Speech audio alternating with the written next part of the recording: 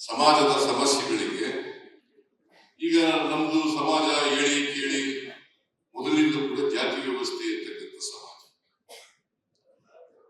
ನಾವು ವಿದ್ಯಾರ್ಥಿಗಳಾದವರು ಜಾತ್ಯತೀತರಾಗಿ ಇರಬೇಕೇ ಹೊರತು ಅನಾದಿ ಕಾಲದಿಂದ ಬಂದಿರತಕ್ಕಂಥ ಜಾತಿ ವ್ಯವಸ್ಥೆಯಲ್ಲಿ ರಾಜಿ ಮಾಡ್ಕೊಳ್ತಕ್ಕಂಥದ್ದಲ್ಲ. ಇದು ಒಂದು. ಎರಡನೇದು, ವೈಜ್ಞಾನಿಕತೆ ಮತ್ತು ವೈಚಾರಿಕತೆಯನ್ನು ಬೆಳೆಸಿಕೊಳ್ತಕ್ಕಂಥದ್ದು ಅತ್ಯಂತ ಅವಶ್ಯ. ಪ್ರತಿಯೊಬ್ಬ ವಿದ್ಯಾರ್ಥಿಯೂ ಕೂಡ ವೈಜ್ಞಾನಿಕವಾಗಿ ಯೋಚನೆ ಮಾಡಬೇಕು, ತರ್ಕಬದ್ಧವಾಗಿ ಬದುಕನ್ನ ಅರ್ಥ ಮಾಡ್ಕೋಬೇಕು, ಸಮಾಜವನ್ನ ಅರ್ಥ ಮಾಡ್ಕೋಬೇಕು, ಮತ್ತೆ ನಮ್ಮ ಜೀವನ ವೈಚಾರಿಕತೆಯಿಂದ ಕೂಡಿರಬೇಕು. ಅಂತ ವಿದ್ಯಾರ್ಥಿಗಳನ್ನ, ಶಿಷ್ಯರನ್ನ ತಯಾರು ಮಾಡತಕ್ಕಂಥದ್ದು ಎಲ್ಲ ಶಿಕ್ಷಕರ ಜವಾಬ್ದಾರಿ. ಇದನ್ನೇ ಸಾಮಾಜಿಕ ಜವಾಬ್ದಾರಿ ಅಲ್ವಾ? ಇವತ್ತು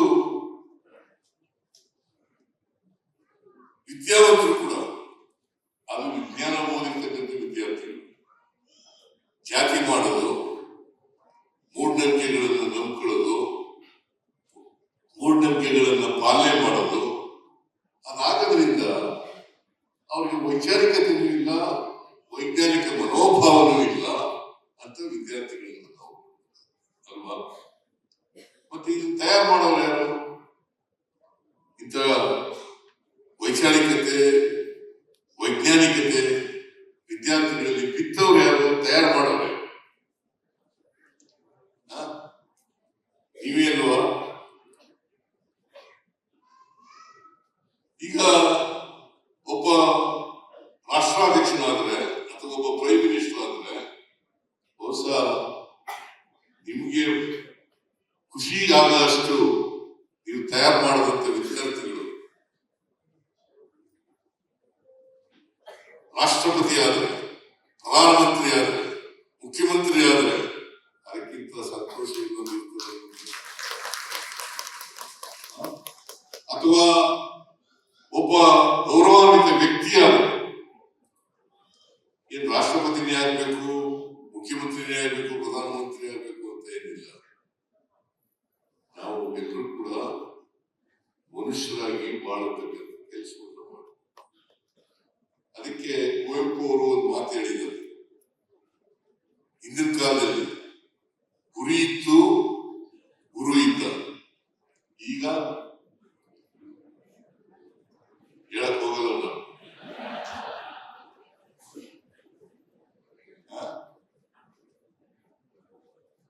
ಒಂದು ದೇಶಭಕ್ತರ ದಂಡೇ ಇತ್ತು ಆಗ. ಕುವೆಂಪು ಹೇಳಿರೋದು ನಾನು ಹೇಳಿರೋದಲ್ಲ. ಈಗ ಗುರು ಇಲ್ಲ, ಗುರಿನೂ ಇಲ್ಲ. ಏನಂತ ಎಂತ ಹಿಂಡಿದೆ?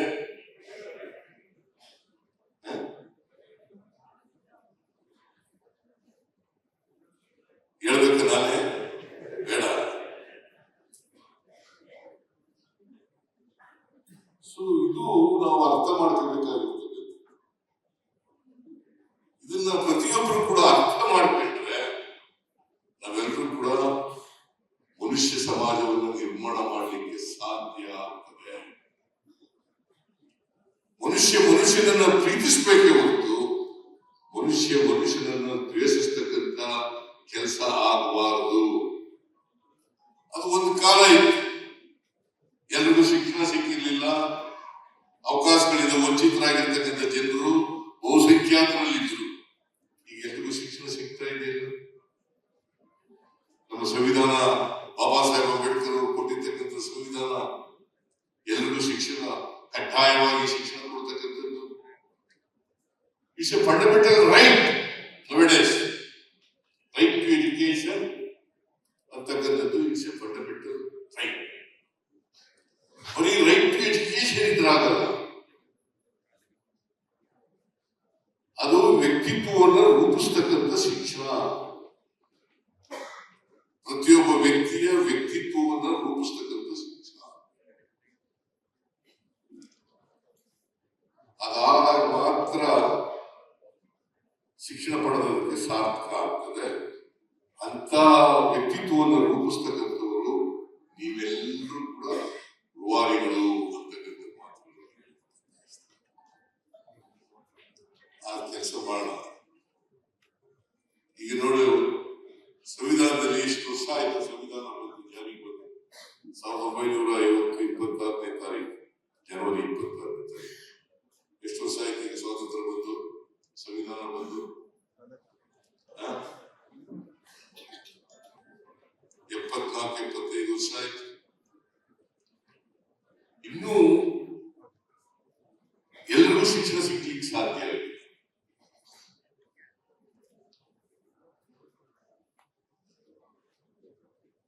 ಇನ್ನು 76-75% ಮಾತ್ರ ಶಿಕ್ಷಣ ಸಿಗ್ತಿರ್ತಕ್ಕಂಥ. ಈ ದೇಶದಲ್ಲಿ ಇರ್ತಕ್ಕಂಥ ಎಲ್ಲ ಜನರಿಗೆ ಶಿಕ್ಷಣ ಸಿಗ್ತಕ್ಕಂಥದ್ದು ಆಗಲೇಬೇಕು. ಮತ್ತೆ ಗುಣಮಟ್ಟದ ಶಿಕ್ಷಣ ಸಿಗ್ತಕ್ಕಂಥದ್ದು ಆಗಬೇಕು.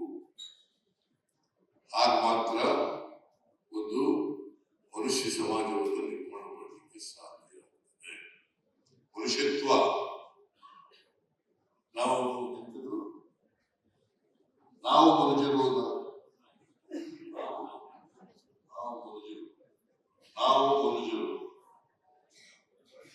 ಅದು ಕೂಡ ಇದೆ ಅಲ್ವಾ? ನಾವು ಮನುಷ್ಯರು, ಸಂವಿಧಾನ ತಿಳ್ಕೊಳ್ತಕ್ಕಂಥ ವ್ಯವಸ್ಥೆ ಇದೆ, ನಾವು ಮನುಷ್ಯರು ಅಂತಕ್ಕಂಥದ್ದು ಇದೆ. ಅದು ಆಗ್ಬೇಕಲ್ವಾ? 850 ವರ್ಷಗಳ ಹಿಂದಿನ ಬಸವಾದೀಶರರು ಕಂದಾಚಾರ, ಗೊಡ್ಡು ಸಂಪ್ರದಾಯಗಳನ್ನ, ಕರ್ಮ ಸಿದ್ಧಾಂತವನ್ನು ತಿರಸ್ಕಾರ ಎಷ್ಟು 850 ವರ್ಷಗಳ ಹಿಂದೆ. ಇವತ್ತಿನ ಆಧುನಿಕ ಕಾಲದಲ್ಲೂ ಕೂಡ ನಾವು ಮೌಢ್ಯಗಳನ್ನ, ಕಂದಾಚಾರಗಳನ್ನ ಅನುಸರಿಸ್ತೀವಿ ಅಂತಂದ್ರೆ, ಪಾಲನೆ ಮಾಡ್ತೀವಿ ಅಂತಂದ್ರೆ ನಮಗೆ ಗುಣಮಟ್ಟದ ಶಿಕ್ಷಣ ಸಿಗ್ತಾ ಇಲ್ಲ ಅಂತ ತೀರ್ಮಾನಕ್ಕೆ ಬರ್ತದೆ.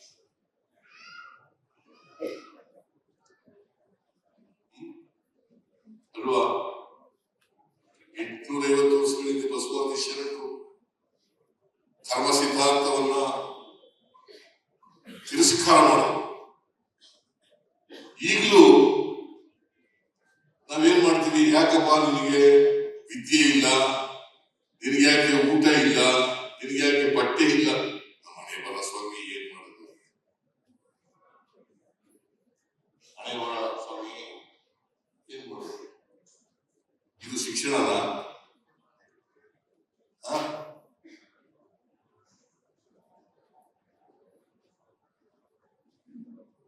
ಇದು ಕರ್ಮ ಸಿದ್ಧಾಂತ ಅಲ್ವಾ?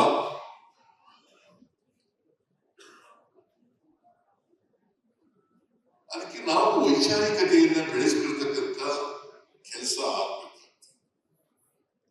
ವೈಚಾರಿಕ ಮನೋಭಾವ, ಶಿಕ್ಷಣ ಮನೋಭಾವ ಅಲ್ಲ, ವೈಜ್ಞಾನಿಕ ಮನೋಭಾವ, ವೈಚಾರಿಕ ಮನೋಭಾವ, ಮತ್ತೆ ಉತ್ತಮವಾದಂಥ ವ್ಯಕ್ತಿತ್ವ ರೂಪಿಸ್ತಕ್ಕಂಥದ್ದು. ಮತ್ತೆ ನಾವು ಕಲ್ತಕ್ಕಂಥ ವಿದ್ಯೆ ಇದೆಯಲ್ಲ, ಸಮಾಜದ ಸಮಸ್ಯೆಗಳಿಗೆ ಸ್ಪಂದಿಸ್ತಕ್ಕಂಥ ಶಕ್ತಿ ಇರ್ತಕ್ಕಂಥ ವಿದ್ಯೆ.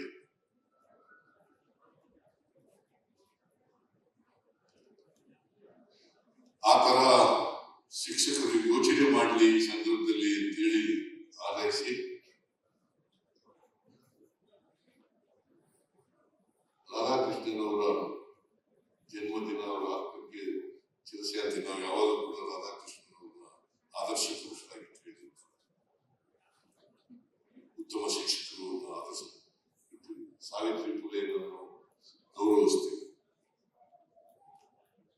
ಅದೇ ಅವರು ಹಾಕುವಂತ ಆದಿನಲ್ಲಿ ಅವರ ಆದರ್ಶಗಳನ್ನು ಬಹಿರ್ಗೂಡಿಸಿಕೊಳ್ಳತಕ್ಕಂಥ ಕೆಲಸವನ್ನ ಮಾಡಿದಾಗ ಮಾತ್ರ ಅವರಿಗೆ ಗೌರವವನ್ನು ಸಲ್ಲಿಸಬೇಕಾಗ್ತದೆ. ಆ ಕೆಲಸ ಮಾಡಬೇಕು. ಮತ್ತೆ ನಿನ್ನೆ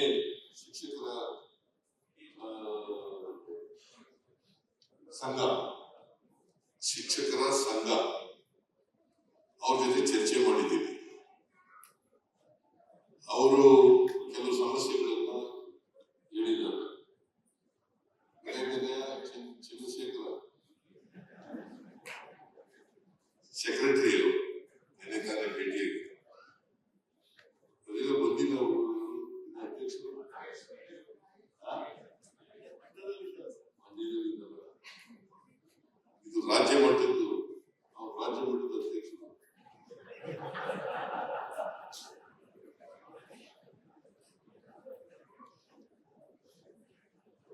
ಅವ್ರ ಜೊತೆ ಚರ್ಚೆ ಮಾಡಿದ್ದೀನಿ. ಅವ್ರ ಸಮಸ್ಯೆಗಳು ಅರಿವಾಗಿದೆ ಸರ್ಕಾರಕ್ಕೆ. ಅವ್ರ ಸಮಸ್ಯೆಗಳನ್ನ ಅರ್ಥ ಮಾಡಿಕೊಂಡು ಆದಷ್ಟು ಶೀಘ್ರದಲ್ಲೇ ಅವರ ಸಮಸ್ಯೆಗಳಿಗೆ ಪರಿಹಾರವನ್ನ ಸರ್ಕಾರ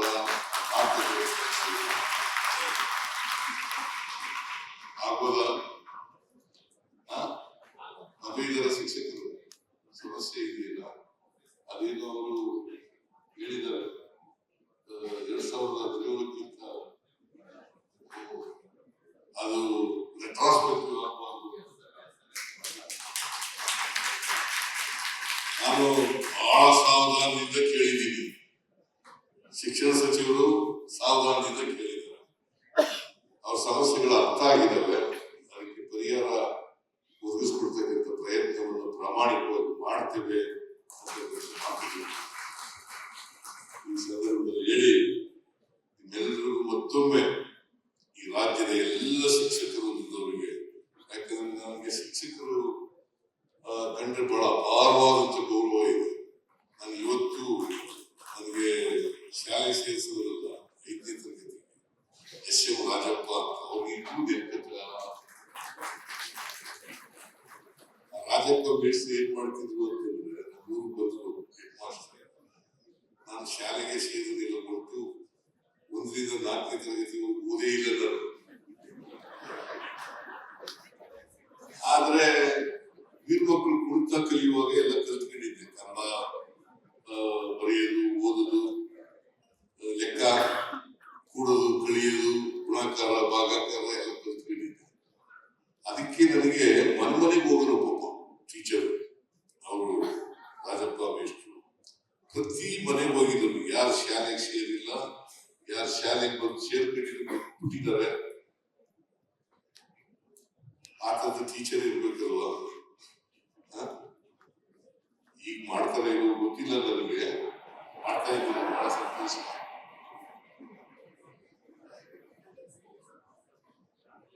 ಆಮೇಲೆ ಈ ಮಕ್ಕಳುಗಳು ತಂದೆ ತಾಯಿಗಳಿದಾರಲ್ಲ, ಬಹಳ ಪ್ರಮುಖವಾದಂತ ಪಾತ್ರ ವಹಿಸ್ತಾರೆ. ಬಹಳ ಪ್ರಮುಖವಾದಂತ ಪಾತ್ರ ವಹಿಸ್ತಾರೆ. ಅವರು ಮಕ್ಕಳನ್ನ ಯಾವ ಕಾರಣಕ್ಕೂ ಕೂಡ, ಈಗ ನಾವು ಅನೇಕ ಕಾರ್ಯಕ್ರಮಗಳನ್ನು ಮಾಡಿದ್ದೀವಿ. ಪೌಷ್ಟಿಕ ಆಹಾರ ಸಿಗ್ಲಿಕ್ಕೆ 6 ದಿನ, ಒಂದು ವಾರದಲ್ಲಿ 6 ದಿನ ಮೊಟ್ಟೆಗಳು ಕೊಡ್ತಕ್ಕಂಥ ಕಾರ್ಯಕ್ರಮ ಮಾಡ್ತೀವಿ. ಯಾಕಂತಂದ್ರೆ ಮೊಟ್ಟೆಗಳು ಮಕ್ಕಳು ಪೌಷ್ಟಿಕ ಹೀನತೆಯಿಂದ ಬಹಳ ಜನಕ್ಕೆ ಸಮಾಜದಲ್ಲಿ ಬಡತನ ಇದೆ, ಸಿರಿತನ ಇದೆ. ನಾನು ಓದುವಾಗ ಹೈಸ್ಕೂಲ್ ಹೋಗೋರಿಗೆ ಚಪ್ಪಲಿ ಹಾಕಿರ್ಲಿಲ್ಲ.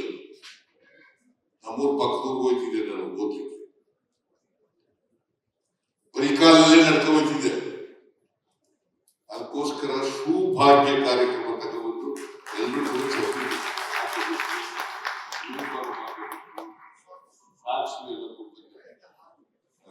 ಇವೆಲ್ಲ ಮಾಡ್ಬೋದು. ಅದಕ್ಕೋಸ್ಕರ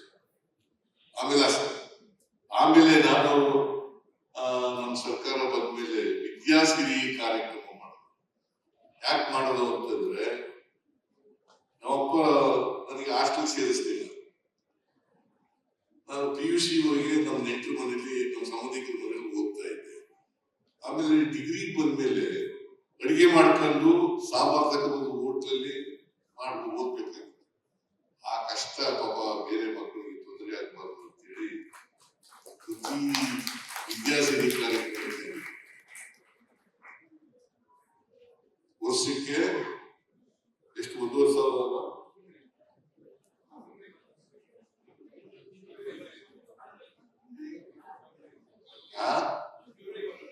ಒಂದು ತಿಂಗಳಿಗೆ 1,500, 10 ತಿಂಗಳಿಗೆ 15,000.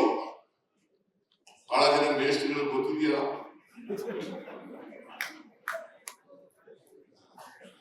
ಅದನ್ನ ಆ ಕಾರ್ಯಕ್ರಮ ನನ್ನ ಅನುಭವದಿಂದ ಮಾಡುದು, ವಿದ್ಯಾಸಿರಿ ಕಾರ್ಯಕ್ರಮ ಮಾಡುದು. ನಾನು ನೋಡಿ ಹೈಸ್ಕೂಲ್ ಬಂದ ಮೇಲೆ ಇರ್ವಿನ್ ರೋಡ್ ನಲ್ಲಿ ಒಂದು ಅಂಗಡಿ ಇತ್ತು. ಆ ಅಂಗಡಿಯಲ್ಲಿ ಟೈರ್ ಚಪ್ಪಲಿ ತಗೊಂಡೆ ಹೋಗ್ತದೆ. ನಾನು ಇವತ್ತು ಇಲ್ಲಿವರೆಗೆ